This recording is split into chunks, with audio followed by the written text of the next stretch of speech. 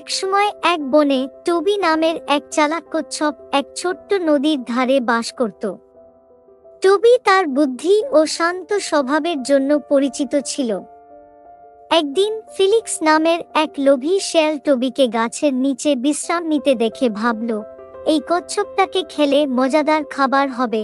ফিলিক্স টবির কাছে গিয়ে বলল, ও বন্ধু, তুমি অনেক ক্লান্ত দেখাচ্ছ, আমি তোমাকে নদী পার করে বাড়ি পৌঁছে দিই। টবি সঙ্গে সঙ্গে ফিলিক্সের চতুর উদ্দেশ্য বুঝতে পারল। সে বলল, ধন্যবাদ ফিলিক্স, তবে আমার একটা ভালো পরিকল্পনা আছে। আমরা একটা দৌড় প্রতিযোগিতা করি। তুমি জিতলে আমাকে খেয়ে ফেলবে, আর আমি জিতলে তুমি আমাকে ছেড়ে দেবে। ফিলিক্স আত্মবিশ্বাসী ও লোভী হয়ে হাসতে হাসতে রাজি হয়ে গেল। তারা নদীর অপর পাশে বট গাছটিকে লক্ষ্যস্থল ঠিক করল।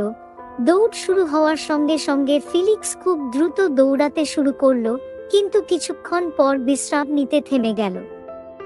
সে ভাবল, এই ধীর কচ্ছপ তো আমাকে ধরতে অনেক সময় লাগবে। এদিকে টবি তার গোপন পরিকল্পনা কাজে লাগাল। সে দৌড়ের পরিবর্তে চুপচাপ নদীতে সাঁতরে পার হয়ে গেল। ফিলিক্স যখন ঘুম থেকে উঠল, সে দ্রুত বড় গাছে পৌঁছাল, কিন্তু দেখে টবি ইতিমধ্যেই সেখানে অপেক্ষা করছে। ফিলিক্স হতবাক হয়ে জিজ্ঞাসা করল, তুমি এত তাড়াতাড়ি কিভাবে এলে? টবি হাসতে হাসতে বলল, ধৈর্য আর বুদ্ধি লোভ আর আত্মবিশ্বাসকে হারিয়ে দিতে পারে। লজ্জিত ফিলিক্স তার ভুল বুঝতে পারল এবং প্রতিজ্ঞা করল আর কখনো লোভ করবে না। টবি নদীর ধারে ফিরে গেল, গর্বিত যে সে ফিলিক্সকে একটি গুরুত্বপূর্ণ শিক্ষা দিয়েছে।